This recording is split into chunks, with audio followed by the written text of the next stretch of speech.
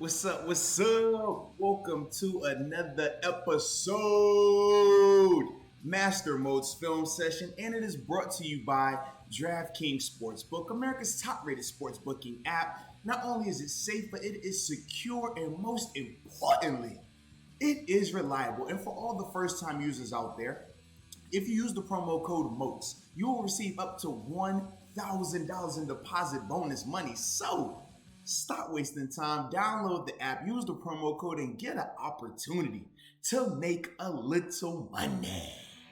But of course, we got to talk some film, baby. And we're still talking about this super wild card matchup that the Steelers had against the Browns. The play we're going to be talking about right here, though, was the Austin Hooper touchdown in the second quarter. Looked like there was a little bit of confusion on it, so you know how we typically do this. Play it in full speed, and after that, we'll slow it down. All right. And this is Austin Hooper right there.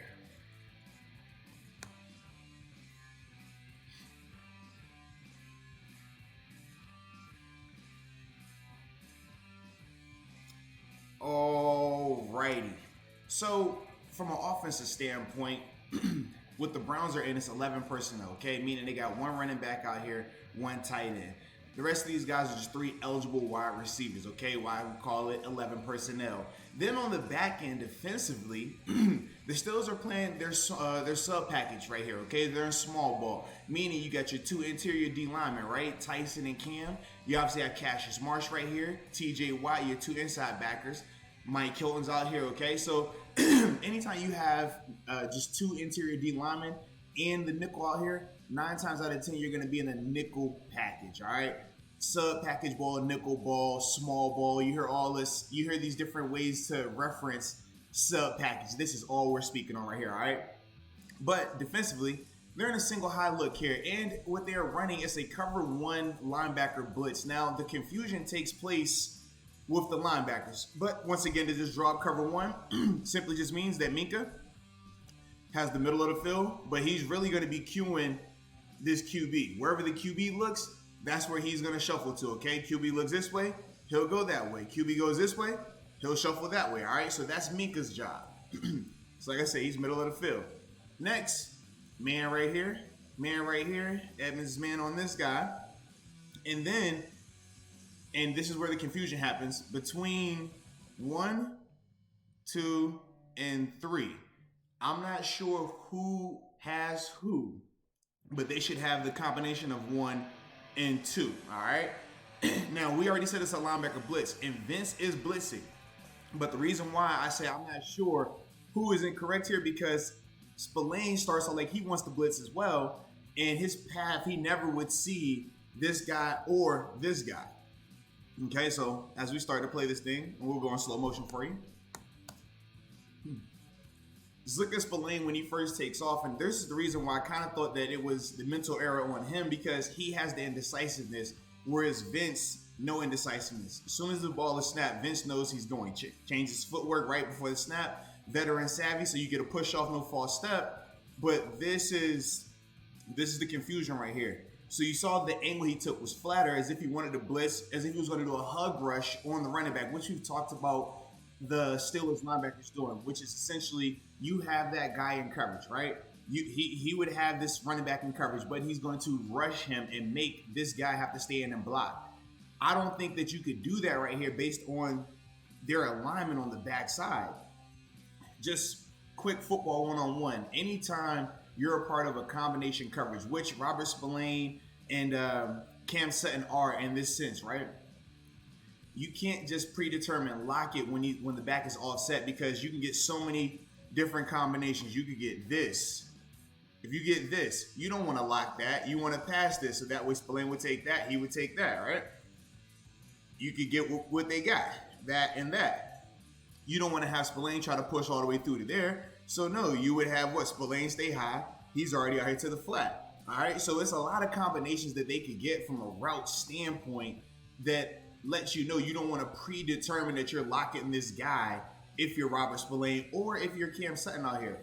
Whenever you see you're 2-3 or 1-2 in this scenario in close proximity, which they are, you have to be more alert and ready to play what we call the pass, right? We're gonna pass this route concept, whatever it is. You're outside, I'm inside.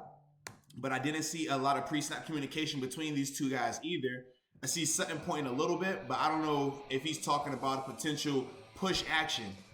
But yeah, these first two steps kills him if he is truly in coverage. And then from there, he's got to get to the right guy. I mean, you put Minka in a bad way because for Minka, we talked about, right? Middle of the field safety in cover one, he is reading this quarterback.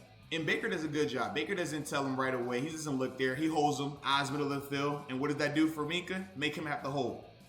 Now from there, ball thrown, there's no way you're going to make that play. You would have to bank on it being a bad pass and tip pass, something going wrong for that play to be successful defensively. But that was definitely one of the biggest reasons in terms of the past two games against the Browns that they did have success. It came from blown coverages, especially at the linebacker level. And it was understandable when you talk about some of the injuries that they've had, the swapping of pieces. Obviously, this was Robert Spillane's first game back. So it was expected that he could have a little bit of rust. This looks like rust right here in terms of just simple communication, simple identifying who you have in the route concept. Now, like I said, it could have been that Vince was supposed to have that guy. But Vince looks like I said, from this blitz right here, his path, he doesn't look like he's even thinking about coverage. He switched the feet up right here, get a nice push off, simple detailing of his work, and then he's gone. No second thought. He's not even paying attention to anyone releasing where he is, and that's why ultimately I think that it was on him in terms of him being right here in coverage. But you're never going to be perfect, right? But you just got to do it 9 times out of 10, right? 10 times out of 10. You want to do it as close to perfect as possible so that way you don't have these type of scenarios happen. Obviously, this was a big play in the game, them being able to get this score before halftime. Here it is again from the end zone. And then you'll be able to see really what I'm talking about because you see his eyes. He's looking where the whole time. He's right here. Vince is keying this quarterback. He's not worried about what this guy's doing. We already talked about him splitting his feet. He's never looked over here, not one time, throughout this whole pre-snap, not once. Now when the ball's about to snap, what does he do? Give you a little bit veteran savvy. Oh, let me look out here at this tight end like I'm in coverage. Anybody that's been paying attention to Vince this whole time, though, has seen he's been locked in on this quarterback. He wasn't worried about coverage. So that last little bit is telltale. That's what we typically talk about tips, right? If you study enough tape, you can find a tip on anyone. Whereas on the flip side, we said that Vince wasn't looking at Kareem Hunt at all. All right. So no looking at Kareem Hunt by Vince. Let's just look at Robert Spillane. See, has he taken a look? So he comes out, he's already keying. Already locked in on him. Still locked in. All right, now let's look away for a little bit. No, we're coming back to it though. A little bit of a difference, right? So that's another reason why when we talk about, do I think he was the one who's supposed to be in coverage versus this guy?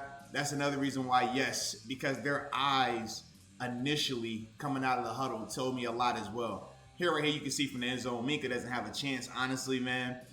Like I said, he would have had to cheat. And if he does that and cheat that, then you put Mike Hilton in the slot corner in a bind because obviously he has a slant route coming. So, yeah, he's stuck between a rock and a hard place. Do the best you could do. But, yeah, blown coverage, man. Can't have that happen, all right? Can't have that happen at all. But hope y'all enjoyed the film breakdown, man. Hope you're enjoying your too soon of an off season as well. But either way, we got big time playoff ball, so enjoy that. And until next time, baby, peace.